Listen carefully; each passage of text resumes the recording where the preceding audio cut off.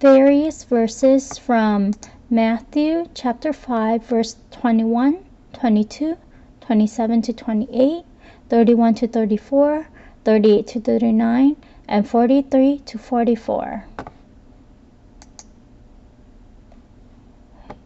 You have heard that the ancients were told, "You shall not murder," and "Whoever commits murder shall be answerable to the court." But I say to you that everyone who is angry with his brother shall be answerable to the court. And whoever says to his brother, "You good for nothing," shall be answerable to the Supreme Court. And whoever says, "You fool," shall be guilty enough to go into the fiery hell. You have heard that it was said, "You shall not commit adultery." But I say to you that everyone who looks at a woman with lust for her has already committed adultery with her in his heart. Now it was said, "Whoever sends his wife away is to give her a certificate of divorce." But I say to you that everyone who divorces his wife, except for the reason of sexual immorality, makes her commit adultery. And whoever marries a divorced woman commits adultery. Again, you have heard that the ancients were told, "You shall not make false vows, but shall fulfill your vows to the Lord." But I say to you, take no oath at all, either by heaven, for it is the throne of God. You have heard it was said, "Eye for eye and tooth for tooth." But I say to you, do not show opposition against an evil person. But whoever slaps you on your right cheek, turn the other toward him also. You have heard that it was said, "You shall love your neighbor and hate your enemy." But I say to you, love your enemies and pray for those who persecute you.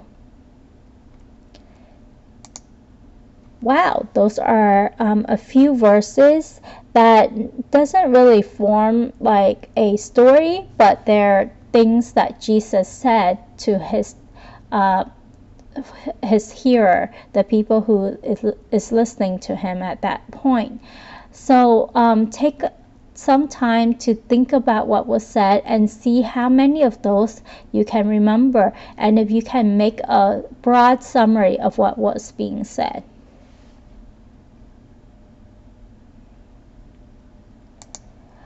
So if your summary is something like, Jesus taught us not to sin, even in our hearts, that kind of captured a lot of what was being said.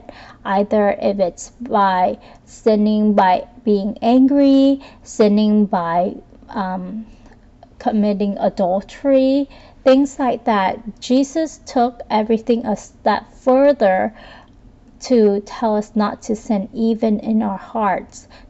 It's not the act that he is even like talking about, what we are thinking about in our hearts. He also taught us to love our enemies and pray for them, and that's really important to do. Okay, and here's our comprehension question.